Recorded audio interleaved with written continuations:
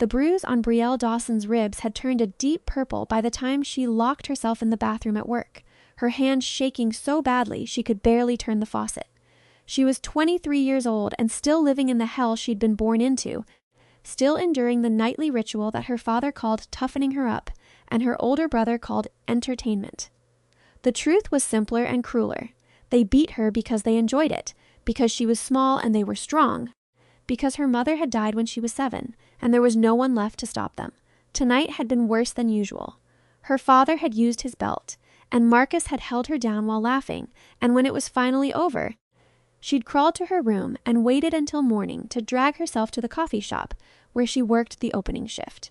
The face staring back at her in the mirror looked hollow. Dark circles shadowed her blue eyes, and her blonde hair hung limp around shoulders that seemed to curve inward, as if her body was trying to make itself smaller, harder to hit. She pressed a wet paper towel against the cut above her eyebrow, wincing at the sting. She'd told her coworker she'd walked into a cabinet. She always had an excuse ready. The bathroom door rattled. "Brielle, we need you on register," called Sarah's voice, impatient and unaware. "Coming," Brielle managed, straightening up and forcing her face into something resembling normalcy. She'd gotten good at that over the years, the careful construction of a mask that said everything was fine, nothing to see here, just clumsy Brielle running into things again. The day dragged on in a blur of espresso shots and forced smiles. By the time her shift ended at 4, exhaustion had settled into her bones like lead. The walk home took 20 minutes, and with each step, the dread built higher in her chest. Home. The word should have meant safety, warmth, comfort. For her, it meant survival. The house sat on a quiet street in a working-class neighborhood where people minded their own business. Her father's truck was already in the driveway, so was Marcus's. Her stomach clenched. Both of them home early meant they'd probably been drinking since lunch. She considered walking past, just keeping going until her legs gave out, but she had nowhere else to go. No friends close enough to impose on. No money saved because her father took her paychecks, giving her barely enough for bus fare. The invisible chains were as effective as real ones. The front door opened before she could reach it. Marcus stood there, 26, and built like the amateur boxer he'd been in college, before he dropped out to work at the auto shop. His smile was the worst part. He smiled when he was about to hurt her. "There she is," he said. "Dad's been waiting. I'm tired, Marcus. Please." She hated the pleading note in her voice, hated how small she sounded. "Should have thought about that before you embarrassed him." "What are you talking about? I haven't." "Mrs. Chen saw your face at the shop today. Asked Dad if everything was all right at home. Made him look bad. Ice flooded her veins. I didn't say anything to her. I swear, I just get inside." There was no point in running. She'd tried that once when she was 16. Marcus had caught her before she'd made it to the end of the block, and the beating that followed had put her in bed for 3 days. She walked past him into the house, into the stale smell of beer and cigarette smoke, into the living room where her father sat in his recliner like a king on a throne. Thomas Dawson was 52, graying and thick around the middle, with hands like hammers and eyes that had never shown her anything resembling love. He looked up when she entered, and the cold assessment in his gaze made her skin crawl. "You been talking?" he asked, his voice quiet. That was the most dangerous tone. When he got loud, the storm was passing. When he went quiet, it was just beginning. "No, sir, I haven't told anyone anything." "Then why is that Chinese bitch asking questions?" "I don't know." Maybe she just noticed. She stopped herself, but it was too late. Noticed what? He stood up slowly, deliberately. "Notice that you're clumsy? Notice that you can't seem to keep your face unmarked? Is that what people are supposed to notice about my daughter? I'm sorry." The apology was automatic, meaningless. It wouldn't stop what was coming. "You will be." The next 3 hours were the longest of her life. They took turns, her father and her brother, and when she finally collapsed and stopped getting up, they dragged her to her room and left her on the floor. She heard the television turn back on downstairs, heard their laughter, heard the clink of beer bottles. She lay there as the light outside her window faded to dusk, then to full darkness. Every breath hurt. She was fairly certain at least one rib was cracked this time. The thought came clearly, coldly. "This is how I'm going to die.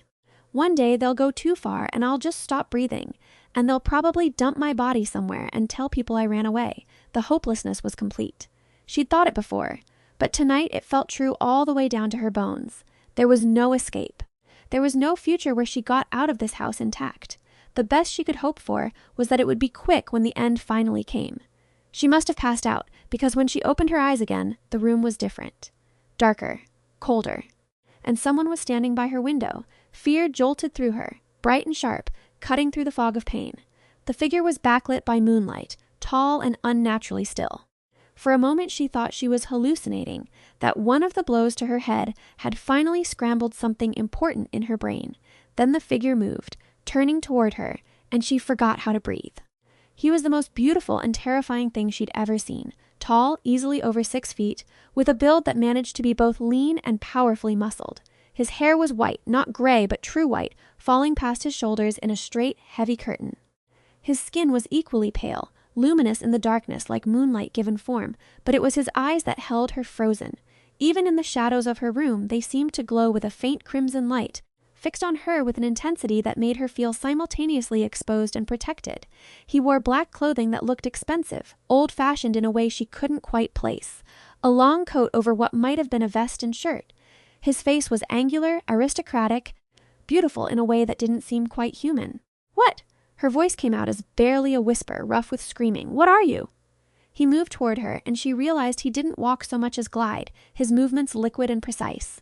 He knelt beside her, and she caught a scent like winter air and something darker, something that made an instinct deep in her hindbrain scream danger.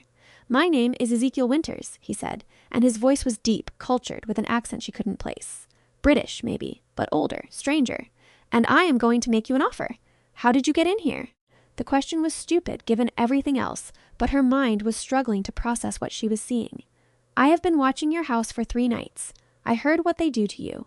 I have heard your screams." Something moved in his eyes, a flash of anger so profound it seemed to heat the air around him. "I have walked this earth for 8 centuries, and I have seen much cruelty. But what they do to you, their own blood, for amusement," his hands curled into fists, "it is an offense that demands answer.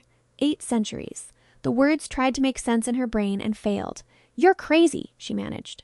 "You're insane, and I need you to leave before my father. Your father will never touch you again." The words were utterly calm, absolutely certain. "Neither will your brother. That part of your life is over, Brielle. I am giving you a choice now. How do you know my name? I know everything about you. I have watched, I have listened, and I have decided that this ends tonight." He tilted his head slightly, studying her with those impossible eyes. "You have 2 options. The first is that I kill them both right now, quickly and completely, and you never have to fear them again. The second is that I take you away from here, give you sanctuary and protection, and deal with them in a manner that ensures they understand the magnitude of their sins before they die." She started laughing, a broken, half-hysterical sound that made her ribs scream. "You're really crazy. Or I'm having a stroke. This isn't real. Touch my hand." "What?" He extended his hand toward her, palm up. The movement was graceful, unthreatening despite everything else about him. "Touch my hand. Feel that I am real. Then make your choice." Something in her, some part that was too broken and desperate to care about logic anymore, reached out. Her fingers brushed his palm. His skin was cool, smooth, and absolutely real, more real than anything else in her nightmare of a life. And the moment she made contact, something passed between them, a jolt of recognition that she felt all the way to her core. His eyes widened slightly, the first break in his perfect composure. "Interesting," he murmured. "What are you?" she asked again, but this time she thought she knew the answer. It was impossible, insane, but looking at him she couldn't deny what every instinct was telling her. "I think you have guessed already. Vampires aren't real. And yet I am here." He stood in one fluid motion, his coat swirling around him. "Your father is awake downstairs. He has opened another beer. Your brother is asleep on the couch. I can hear both of their heartbeats. I can smell the blood on your skin and the fear that has soaked into the walls of this house. I am very real, Brielle Dawson, and I am offering you freedom." She struggled to sit up, gasping at the pain. "Why? Why do you care what happens to me?" For the first time, something uncertain crossed his face. "I do not know," he admitted. 3 nights ago, I was hunting in this city. I heard you scream, and something in that sound." He shook his head. "I am a king. I rule my kind with absolute authority. I have not felt moved by human suffering in centuries. But your pain called to something in me that I thought long dead, so I investigated. I watched, and what I saw made me remember what it was to feel fury on someone else's behalf." "A king," she repeated numbly. "The vampire king of the Eastern Americas. I have lived longer and killed more than you can imagine. But I have never killed for sport. I have never tortured the helpless for entertainment. What your family does to you is beneath even the darkest of my kind." He moved to her window, looking out at the street. "I could simply slaughter them and leave. But I find myself wanting to offer you the choice. You have had so little choice in your life. This, at least, should be yours to decide."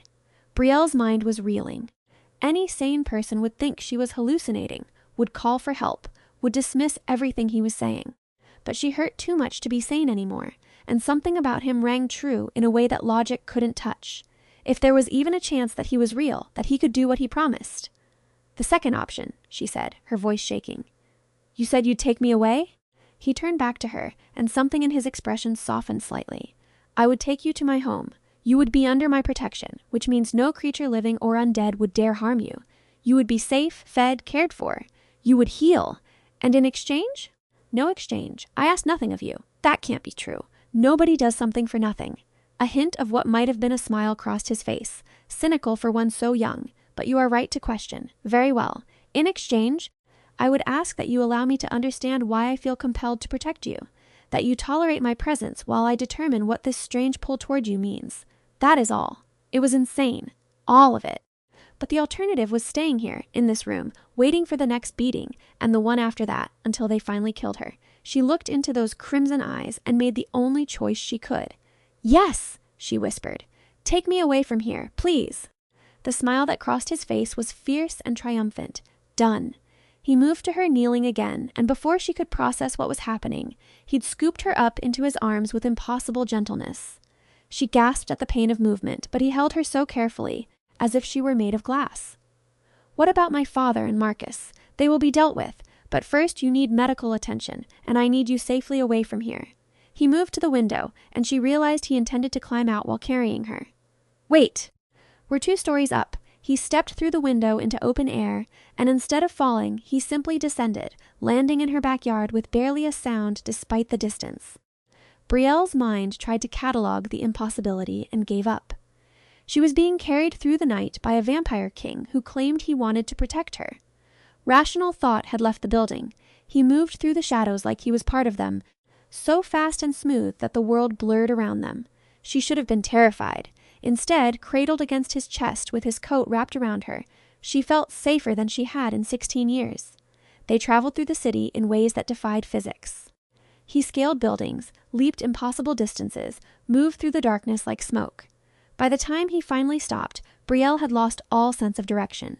They stood before a building that looked like an old mansion, but when he carried her inside, she realized it went down, deep underground, opening into spaces that were grand and impossibly luxurious. The entry hall had marble floors and dark wood paneling, lit by crystal chandeliers that held actual candles.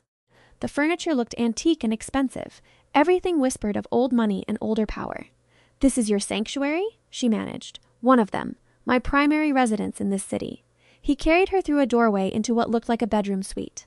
The bed was enormous, with dark silk sheets. He laid her down with infinite care. "Wait here. I need to fetch someone to tend your injuries. A vampire doctor? Of a sort. She has centuries of experience with human medicine." He paused at the doorway, looking back at her. "You are safe now. Brielle, I swear it on my name and my blood. Nothing will harm you here." Then he was gone, moving too fast for her eyes to follow. Brielle lay there in the impossibly soft bed, staring at the ceiling, and wondered if she'd died. Maybe she was dead. And this was some strange afterlife. It made as much sense as anything else. A woman appeared in the doorway, moving with the same liquid grace as Ezekiel. She was beautiful, with white hair twisted into an elaborate braid and pale skin that seemed to glow. She wore a long black dress that looked like it belonged in a different century, and her eyes were a startling violet color. "So you are the girl who has caught our king's attention," she said, her voice melodious and tinged with an accent Brielle couldn't place. "I am Seraphine. I will tend your wounds. Are you going to bite me?" The question came out before Brielle could stop it. Seraphine's laugh was like silver bells. "No, little one. Our king has claimed you as protected. Your blood is forbidden to all of us, on pain of true death. Besides, I am a healer. I have not fed on an unwilling human in 600 years. She moved to the bed, carrying a bag that looked like an old doctor's kit. "Now let me see what those monsters did to you." The examination was thorough and surprisingly gentle. Seraphine had her stripped down to her underwear, cataloging every bruise, every cut, every sign of abuse with increasing fury in her violet eyes. When she was done, she made Brielle drink something that tasted bitter but immediately began to dull the pain. "Vampire blood," Seraphine explained. "Not enough to turn you, just enough to accelerate healing. You have 2 cracked ribs, extensive bruising, and various lacerations. By tomorrow, you will feel much improved. By 3 days hence, you will be nearly healed. That's impossible. You are in the home of a vampire king who carried you through the city by leaping between buildings. Perhaps adjust your sense of what is possible." But Seraphine's tone was kind. She helped Brielle into a soft nightgown that appeared from somewhere, then tucked her into the bed. "Rest now. You are safe. We do not harm those under our protection. Why is he protecting me?" Seraphine studied her for a long moment. "I have served King Ezekiel for 4 centuries. In all that time, I have never seen him take an interest in a human beyond feeding or passing entertainment. What you are to him, I cannot say. But I can tell you this. When our kind chooses to protect something, we do so absolutely. You could not be safer if you were locked in a fortress guarded by armies." After Seraphine left, Brielle lay in the darkness, waiting for the fear to come. It didn't. Maybe she was in shock. Maybe the vampire blood was affecting her mind. Or maybe, after years of living in constant terror, her fear gauge had simply broken.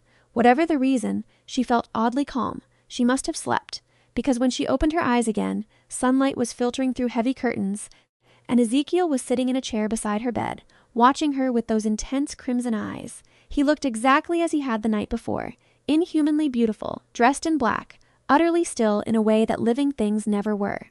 "You're awake," he said, and something in his voice suggested he'd been waiting for a while. "Shouldn't you be asleep? In a coffin or something?" She pushed herself up, surprised that the movement didn't hurt as much as it should have. Coffins are dramatic nonsense. And I am old enough and powerful enough to tolerate sunlight for brief periods, though I find it uncomfortable. I wanted to be here when you woke. He leaned forward slightly. "How do you feel?" "Better, sore, but better." She studied him in the daylight filtering through the curtains. He looked slightly less comfortable than he had in the darkness, but no less imposing. Did you go back to my house?" "Yes." Her mouth went dry. "Are they dead?" "No, not yet." "I said you could choose how they were handled." "I thought I did choose. I said take me away and deal with them." "You chose safety. You did not specify their fate." He stood, moving to the window and adjusting the curtain to block more of the sun. "I want you to think about what you want, Brielle. I can kill them quickly. I can kill them slowly. I can leave them alive but broken, so they understand what it is to be helpless. I can turn them over to human authorities, though we both know your justice system is inadequate. Whatever you decide, I will enact. But the choice is yours." She stared at him. This creature of impossible power offering her something she'd never had, control over her abusers. "What did you do last night?" "I made it clear that you were gone and would not be returning." "I may have demonstrated my nature in a way that left them quite terrified. Your brother soiled himself. Your father wept." He said it without emotion, simply stating facts. They know that something beyond their understanding has taken an interest in their crimes. They know that retribution is coming. They simply do not know when or how. "Good," Brielle said, surprised by the venom in her own voice. "Let them be afraid. Let them feel what I felt every single day." He turned to look at her, and something like approval flickered in his eyes. "You have more steel in you than I first thought. Good. You will need it. For what? For the life ahead of you. You cannot hide in this sanctuary forever, pleasant as that might be. You will need to decide what kind of existence you want. Whether you wish to remain human. Whether you wish for revenge or justice or simply to move forward. These are not decisions to make in a day, but they will come." The weight of the future pressed down on her. She'd been so focused on survival, she'd never thought beyond it. "What do you think I should do?" "I think you should heal first. Eat, rest, recover your strength. The rest will become clear in time." He moved toward the door. "Seraphine will bring you food. I must rest for the daylight hours, but I will return at sunset. If you need anything before then, call for Seraphine or one of the others. They will attend to you. Ezekiel?" She used his name for the first time, and he paused. "Thank you for saving me." Something crossed his face, too quick to read. "Do not thank me yet. You do not know what I am, truly, what I am capable of. I am not a good man, Brielle. I am not even a man. I have lived for centuries and done terrible things. I have killed thousands. I have ruled through fear and power. The only reason I can offer you protection is because I am a monster that other monsters fear. You're a monster who saved me when no one else cared that I was dying by inches every day," she said quietly. "That counts for something." He stood there, backlit by the crack of sunlight, looking at her with an expression she couldn't decipher. Finally, he nodded once and left. The next several days passed in a strange dreamlike quality. Brielle healed with impossible speed, the vampire blood in her system working miracles on her battered body. Seraphine visited regularly, bringing food and checking her progress. The food was human cuisine, perfectly prepared, and when Brielle asked about it, Seraphine explained that they kept human servants who cooked and cleaned during daylight hours. "We are not savages," she'd said with amusement. "We live in civilization, not caves." Ezekiel came every evening at sunset, sitting with her for hours. They talked about strange things. He told her about the vampire world, about the courts and territories and ancient laws that governed his kind. He explained that he ruled the Eastern Americas, from the Atlantic to the Mississippi, one of 7 vampire monarchs who divided the continent. He spoke of politics between their kind and the humans who knew of their existence, shadowy government agencies and old agreements that kept the peace. In turn, he asked her about her life, and she found herself telling him things she'd never told anyone. About her mother, who'd been kind and gentle before the cancer took her, about how her father had changed after that, how the drinking had started, how the first time he'd hit her she'd been 8 years old and had spilled juice on his newspaper. About Marcus, who'd learned from their father that violence was power and that Brielle was an acceptable target. "You have survived something that would have broken most people," Ezekiel said on the 4th night, sitting in his usual chair beside her bed. She was up and moving now, feeling almost normal. "That strength of spirit is rare. I don't feel strong. I feel like a coward who let herself be beaten for years because she was too afraid to leave. Where would you have gone? You had no resources, no allies. You were trapped by circumstance and by their manipulation. That is not cowardice. That is reality." His eyes burned in the low light. "But you are free of that now. The question is what you will do with your freedom." "I've been thinking about that," she admitted. She'd been thinking about little else, actually, in the long daylight hours when he was wherever vampires went to sleep. "I want to go back to school. I had to drop out of community college when my father said he wouldn't pay for it anymore, and I couldn't afford it on my own. I want to finish my degree. Maybe become a teacher. Done. I will arrange it. I can't ask you to pay for it." "You did not ask," I offered. "Brielle, I have accumulated considerable wealth over 8 centuries. The cost of your education is less than nothing to me. If that is what you want, you shall have it." She looked at him, this impossible being who had crashed into her life and turned it upside down. He was always perfectly dressed, always composed, always radiating that aura of ancient power. But when he talked to her, there was a gentleness in his voice that didn't match the monster he claimed to be. "Why are you doing this?" she asked. "Really? You said you wanted to understand why you felt compelled to protect me, but that doesn't explain this." She gestured around the room at everything he'd given her. "You could have just killed them and left me alone." He was quiet for a long moment, his expression unreadable. "I do not fully understand it myself," he finally said. 800 years is a long time to exist. After the first century or two, emotions begin to fade. Joy, sorrow, love, hate, they become muted, distant things. I have not felt strongly about anything in longer than I care to remember. I ruled because I was powerful enough that none could challenge me. I fed because I needed blood to survive.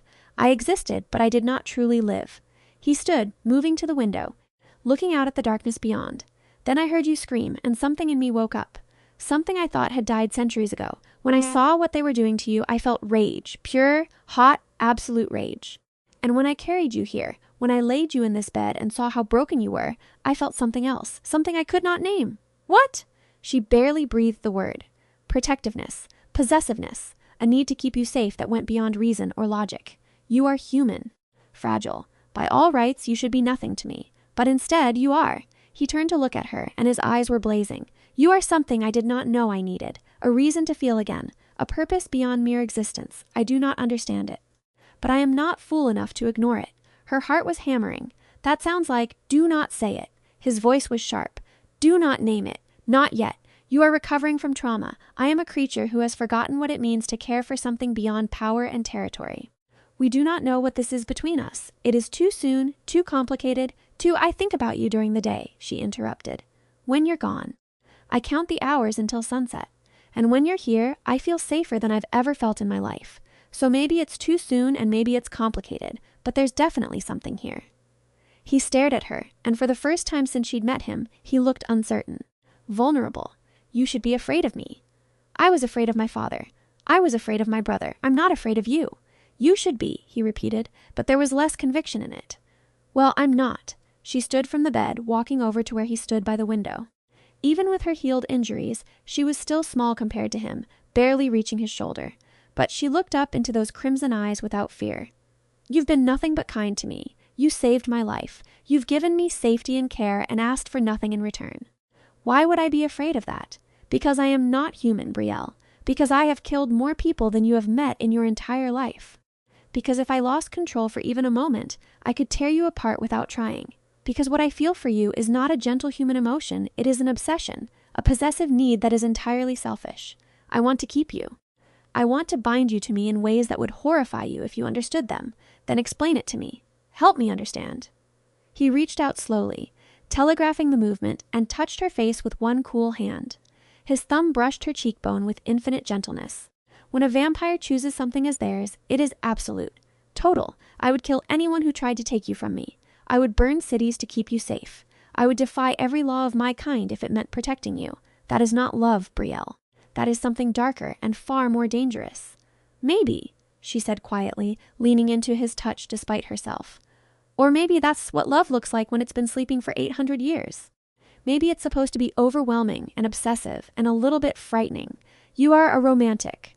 I'm a realist who spent her whole life being hurt by people who were supposed to care about her. You're a vampire who could crush me without effort, but you hold me like I'm made of glass. You're a king who has thousands of servants, but you sit with me every night and talk to me like I matter. So forgive me if I think that's worth taking a chance on, obsessive or not. His hand cupped her face more fully, and she saw conflict warring in his expression. Want and restraint, hunger and control. You do not know what you are asking for, then show me. He made a sound low in his throat, almost a growl, and then his other arm was around her waist and he was pulling her against him. He was cool to the touch, not cold but distinctly below human temperature, and solid as marble beneath his clothes.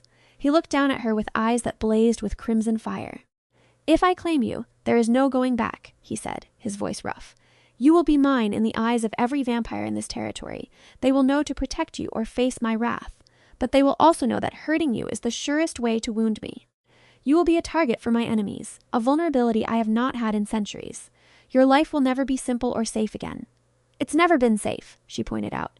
At least this way I get to choose the danger, and I get you. Something in him seemed to break. He bent his head and kissed her, and it was nothing like she'd imagined her first kiss would be. It was controlled but intense, his cool lips moving against hers with a certainty that made her knees weak. He held her like she was precious, like she might break, but kissed her like he was drowning and she was air. When he finally pulled back, they were both breathing hard well. She was breathing hard. She wasn't sure if he actually needed to breathe. Mine, he said, and the word was a vow and a claim and a promise. You are mine now, Brielle. Do you understand? Yes, she whispered. Yours! His eyes flared brighter for a moment, and then he was kissing her again, deeper this time, one hand tangling in her hair while the other held her waist. She'd never been kissed before, had never been held like this, and it was overwhelming and perfect and everything she hadn't known she needed. When they finally broke apart, he rested his forehead against hers. I should not have done that. You are still healing, still vulnerable. I should have waited. I'm glad you didn't. She was trembling slightly, but not from fear. From the intensity of what had just passed between them, from the way his words had settled into her chest like they'd been carved there. What happens now? Now we deal with your father and brother. You have healed enough. It is time to end that chapter of your life completely. His expression went cold, dangerous. What would you have me do with them? She thought about it, really thought about it. A week ago, she might have said just make them leave her alone. But a week ago, she'd been trapped in that house with no hope of escape. Now she was standing in the arms of a vampire king who'd claimed her as his, and she had the power to decide the fate of the men who'd tormented her for 16 years. I want them to suffer, she said slowly. Not just die quickly. I want them to understand what they did. I want them to be afraid. I want them to hurt. She looked up at Ezekiel. Is that wrong? Does that make me a bad person? It makes you human. They harmed you grievously and repeatedly. You are entitled to your anger and your desire for justice, or revenge. The line between the two is often thin. He brushed a strand of hair from her face. I will give you what you want, but I need you to be certain. Once this is done, it cannot be undone. I'm certain. And she was. She'd spent 16 years being a victim. She was done with that. Then it will be done tonight. Would you like to be there? The question surprised her. Do I need to be? No. But if you want to see it, to have that closure, I will take you. Some find it helpful to witness the end of their torment. She considered it. Part of her wanted to be there, to see their faces when they realized they couldn't hurt her anymore. But another part, the part that was still healing, thought that maybe she'd seen enough violence. Maybe she didn't need to watch them die to know she was free. No, she decided, I don't need to see it. I just need to know it's done. He nodded, approval in his eyes. Wise. Very well. I will return before dawn. Wait here. Be careful, she said, then felt silly. He was an 800-year-old vampire king. He didn't need her concern, but he smiled, something softening in his face. I will. For you, I will be careful. He kissed her forehead gently, and then he was gone, moving so fast he simply vanished from her sight. Brielle sat on the bed, touching her lips where he'd kissed her, and waited. The hours crawled by. She tried to read, but couldn't focus. Tried to sleep, but was too keyed up. Seraphine came by and sat with her for a while, seeming to understand that she needed company. You have claimed each other, Seraphine said. It wasn't a question. Is it that obvious? He looks at you differently, like you are his to protect, and you smell of him now, which will signal to any vampire that you are under his personal protection. It is a significant thing for one of our kind to claim a human, especially for a king. Why especially for a king? Because kings are targets. Every ambitious vampire in the territory will look for weaknesses to exploit. By claiming you, he has made you such a weakness. If his enemies want to hurt him, they will come for you. Seraphine's violet eyes were serious. You should understand the danger you are in. Ezekiel is powerful, yes, but he is not invincible. There are those who would love to see him fall. Fear prickled at the back of Brielle's neck. Then maybe he shouldn't have claimed me. Maybe I should do not even think of trying to leave for his sake, Seraphine interrupted. He would hunt you down and drag you back, and he would be right to. You cannot unclaim a bond once it is made, not without destroying both parties. No, you have chosen each other. Now you must both live with the consequences. She softened slightly. But do not despair. Ezekiel has held his territory for 600 years. He is cunning as well as strong, and now he has something to protect. He will be even more formidable. His enemies should be the ones who are afraid, not you. Before Brielle could respond, she felt a change in the air, a presence that made her look toward the door. Ezekiel appeared in the doorway, and she knew immediately that it was done. There was blood on his hands, faint spatters on his shirt, but his face was calm, satisfied. It is finished, he said simply. Seraphine stood. I will leave you to talk. She glided from the room, closing the door behind her. Brielle stood, moving toward him. Tell me. He looked down at his hands, at the blood there. I gave them a choice, as you never had. I told them they could face a quick death, or they could endure a fraction of what they inflicted on you. Your father chose quick death. He was a coward at the end. And Marcus? Your brother chose to fight. He thought he could somehow escape or overpower me. Something cold moved through Ezekiel's expression. He learned differently. His death was not quick, but it was just. She should have felt something. Grief, maybe, or horror. They were her family, blood of her blood. But standing there looking at the man who'd avenged 16 years of abuse, all she felt was relief. Overwhelming, bone-deep relief. Thank you, she said. You need not thank me. I did it as much for my own satisfaction as for yours. I do not tolerate those who abuse the helpless. He looked at her intently. How do you feel? Free, she said, and realized it was true. The weight that had pressed on her shoulders for so long, the constant fear, was gone. They were gone. They could never hurt her again. I feel free. He moved to her, pulling her into his arms despite the blood on his clothes. You are free, and you are mine, and I will never allow anyone to cage you again. He kissed the top of her head. Get some rest. Tomorrow we will begin planning your future. Your real future. She fell asleep in his arms that night, safer than she'd ever been. The next several weeks passed in a blur of changes. Ezekiel arranged for her to re-enroll in college, paying her tuition and setting up an account with more money than she'd ever imagined having. He bought her clothes, books, everything she needed. But more than that, he spent time with her. Every evening when he woke, he found her, and they talked for hours. He told her stories of his long life, of the world before electricity and cars and smartphones, of wars he'd witnessed and people he'd known. She told him about her dreams, the life she wanted to build now that she was free to build it, and slowly, carefully, they navigated what they were to each other. He called her his, and she didn't argue, because it felt right. But it was more than possession. He listened to her opinions, asked her advice on matters of his court, treated her like a partner rather than a belonging. And when he touched her, which was often as if he couldn't help himself, it was with a reverence that made her feel precious. You are changing me, he said one night as they sat in his study. She was curled in a chair reading while he worked through correspondence. I find myself considering the impact of my decisions on more than just power and territory. I ask myself what you would think, what you would want. "It is strange. Is it a bad thing?" she asked, looking up from her book. "I do not know yet, but it is not unwelcome." He set down the letter he'd been reading. "Brielle, I need to speak with you about something serious." The tone of his voice made her heart skip. "What is it?" "You have been here nearly a month now. You have recovered from your injuries. You have begun your new life. But you are still human, still fragile. If you remain in my world, you will age while I do not. You will sicken and die while I continue on. I cannot," he stopped, something like pain crossing his face. "I cannot bear the thought of watching you fade, of losing you to time when I have only just found you." She set down her book slowly. "What are you saying?" "I am saying that I want to offer you a choice. You can remain human, live your natural life, and I will treasure every moment we have together, however brief. Or," he stood, moving to kneel before her chair, taking her hands in his, "or I can turn you, make you one of us. You would live forever, never age, never sicken. You would be strong and powerful, and you would be mine for eternity, not just a handful of decades." Her breath caught. "You want to turn me into a vampire? I want you to have the choice. I told you once that you should have choices. This is the most important one you will ever make." She stared at him, her mind reeling. Become a vampire. Give up her humanity. Live forever. The idea was terrifying and thrilling in equal measure. Would it hurt? Yes. The transformation is painful. You would die as a human and wake as something else. But I would be with you through all of it. I would keep you safe.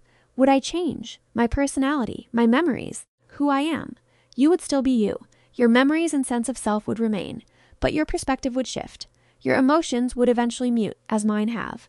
Though, he looked at her intently, though perhaps not entirely, you have managed to wake mine from their long sleep.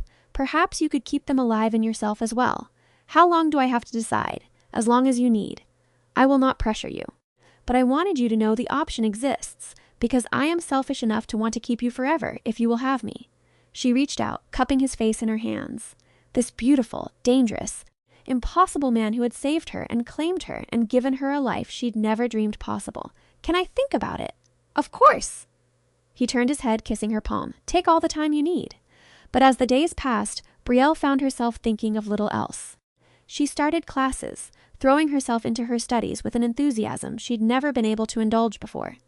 She made friends, carefully, tentatively, learning how to interact with people without the constant fear that had colored her every relationship before.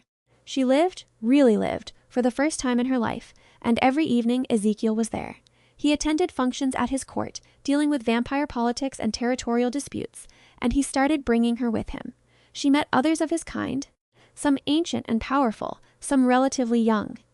They treated her with respect bordering on deference, because she was the king's claimed human, and that made her untouchable. She also learned that Seraphine had been right about the danger. There were vampires who resented Ezekiel's power, who looked at Brielle and saw an opportunity. Twice, attempts were made on her life. Both times, Ezekiel's security stopped the threats before they reached her. Both times, the would-be assassins met permanent ends. "I am sorry," Ezekiel said after the second attempt, holding her while she shook with reaction. "I knew this was a risk, but I was arrogant enough to think my reputation would be deterrent enough." "It's not your fault," she said. "You warned me this could happen. That does not make it acceptable. I will increase your security. You will have guards with you always when I cannot be there myself." "Ezekiel, I can't live like that. I can't be a prisoner again, even a gilded one." He pulled back to look at her, conflict in his eyes. "Then what would you have me do? I cannot lose you. I will not." She took a breath and realized she'd made her decision. "Turn me. Make me strong enough to defend myself. Make me immortal so I can stay with you. I don't want to live in fear anymore, and I don't want to be without you." He went very still. "You are certain?" "Once it is done, it cannot be undone. I'm certain. I've been thinking about it ever since you offered. And I realize that everything I want, the life I want to build, the future I imagine, it all has you in it. If that means becoming a vampire, then that's what I'll do." He kissed her then, deep and desperate. "I do not deserve you," he said against her lips. "But I am too selfish to let you go." "Good," she said, "because I'm not going anywhere." The transformation was planned carefully. Ezekiel explained the process. He would drain her to the point of death, then feed her his blood. She would die as a human and spend 3 days in death sleep before waking as a vampire. It would be agony, but it would give her eternity. They chose a night when his court was elsewhere, so she could transform in privacy. He brought her to his private chambers, a room she'd never seen before, decorated in dark woods and rich fabrics. The bed was enormous, built for someone of his size. Last chance to change your mind, he said, sitting beside her on the bed. If you have any doubts, tell me now. No doubts, she said, and meant it. She was nervous, yes, and afraid of the pain, but she wanted this. She wanted him, forever. I'm ready. He cupped her face in both hands. I love you, he said, and the words seemed to surprise him as much as her. I did not think I could still feel this, but I do. I love you, Brielle, and I will make this as gentle as I can. I love you too, she whispered. He kissed her deeply, then trailed his lips down to her throat. She felt his teeth sharp against her skin, and then the swift, sharp pain of penetration, but almost immediately the pain faded into something else, a warm, floating sensation that made her limbs go heavy. She was aware of him drinking from her, of her blood flowing into him, but it felt distant, not frightening. Her heartbeat began to slow, her vision blurred. The world faded to gray at the edges. Just before everything went dark, she felt him bite his own wrist and press it to her lips. Blood, strange and sweet and wrong, filled her mouth. She swallowed reflexively, once, twice, and then there was nothing but darkness. She dreamed, if the dead could dream. Strange, fragmented images of her past and possible futures. She saw herself as a child, before her mother died. Saw herself beaten and broken. Saw herself in Ezekiel's arms. Saw versions of herself that might have been older, weaker, dying while he remained unchanged. And then she saw herself transformed, powerful, eternal, standing at his side as an equal. On the third day, she woke. The first thing she noticed was the sensory overload. She could hear everything, the sound of Ezekiel's breathing, even though he didn't need to breathe, the movement of air through the ventilation system, footsteps 3 floors below. She could smell everything dust and stone and old wood and Ezekiel's scent, which was cool and clean and utterly intoxicating. And when she opened her eyes, the room was blindingly clear, every detail sharp and vivid. Brielle.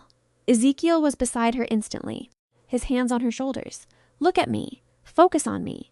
She turned to him, and it was like seeing him for the first time. He was so beautiful it hurt, and she could see the power radiating off him like heat. But more than that, she could feel their connection, the bond between them, like a golden thread that tied her heart to his. How do you feel? He asked. She tested her limbs, sitting up. Everything felt different, stronger, faster, more. Overwhelming, she managed. Is it always like this? For the first few days, yes. Your senses will settle, but you will always perceive more than you did as a human. He helped her stand, and she realized she was steadier than she expected, her new body responding with supernatural coordination. There is much you need to learn. How to feed without killing, how to control your strength, how to navigate vampire society as one of us rather than a protected human. Will you teach me?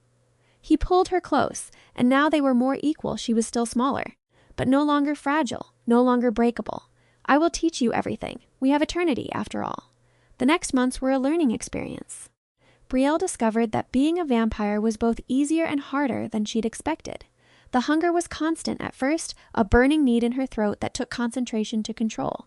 But Ezekiel taught her to feed from blood bags, from willing donors, to take only what she needed and leave them alive and unharmed.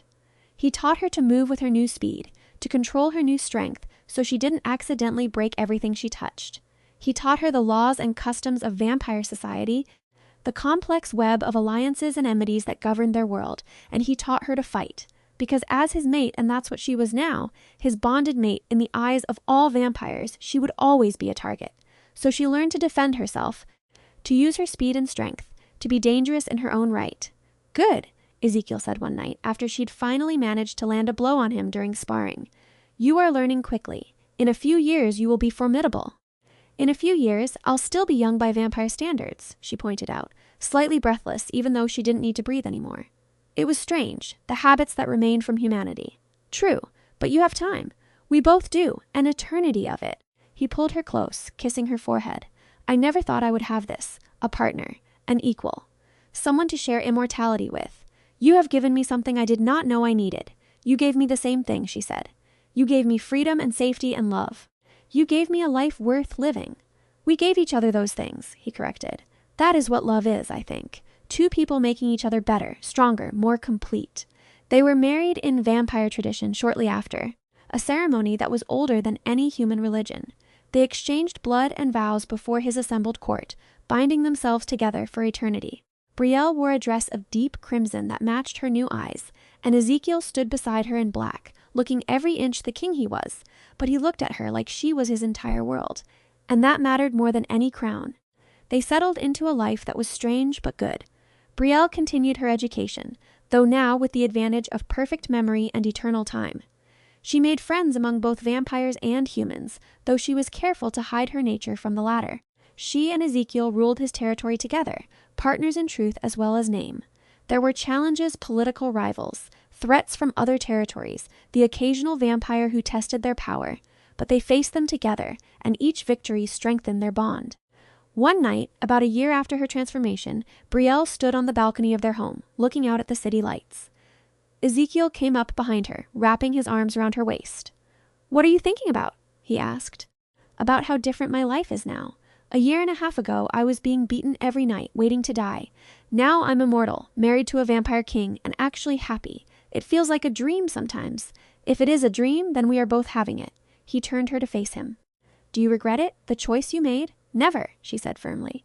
"I would make the same choice 1,000 times over. You saved me, Ezekiel. In every way a person can be saved. You saved me as well," he said quietly. "I had forgotten what it was to feel, to care about something beyond power. You reminded me. You gave me a reason to exist beyond mere survival." He kissed her softly. "I love you. I will love you for all of eternity. And I will spend that eternity ensuring you never regret choosing me." "I won't," she promised. "Because you're mine, and I'm yours, and nothing will ever change that." They stood there together, an ancient king and his young queen, watching the night unfold before them. The world below was full of light and life, humans going about their mortal existences, unaware of the immortal beings who watched over them from the shadows. Brielle thought about the girl she'd been, broken and afraid and certain she would die in that house. She thought about the night Ezekiel had appeared in her window, offering her a choice she'd never thought she'd have. And she thought about the woman she'd become, powerful and loved and free. She'd been beaten for sport by the people who should have protected her. But in the end, a vampire king had appeared and ended it forever. He'd given her everything she'd never dared to dream of: safety, love, purpose, and eternity to enjoy it all. Some might call it a dark fairy tale. But standing there in Ezekiel's arms, Brielle knew the truth. It was the happiest ending she could have ever imagined. The family that had hurt her was gone. The man who had saved her was forever. And the life ahead of them stretched out, infinite and full of possibility. She'd chosen the darkness and found light within it. She'd chosen the monster and found love. And she'd chosen forever and received it gladly. Years passed, then decades. And their love never wavered. They ruled together with wisdom and strength, becoming a legend among both vampires and the few humans who knew of their existence. The king and his queen, bonded for eternity, who had found each other in the darkest of circumstances and built something beautiful from the ruins of a broken life. Brielle never forgot where she'd come from. She used her position to help others trapped in abusive situations, both human and vampire. She became known for her compassion and her fierce protection of the vulnerable, and Ezekiel supported her in everything, proud of the woman she'd become. They traveled the world, explored centuries of culture and history that Ezekiel had lived through, and Brielle was discovering for the first time. They built a life full of meaning and joy and partnership. They faced threats together, celebrated victories together, and grew together in ways that made them both more than they had been alone. And on quiet nights, when they were alone in their sanctuary, Ezekiel would hold her close and tell her that she was the best thing that had happened to him in 800 years of existence. And Brielle would kiss him and say that he'd given her a life worth living after years of merely surviving. They had found each other in darkness, two broken souls who had remade each other into something whole. And they had forever to enjoy the love they'd built from the ashes of Brielle's old life. The family that had beaten her was long gone, dust and memory.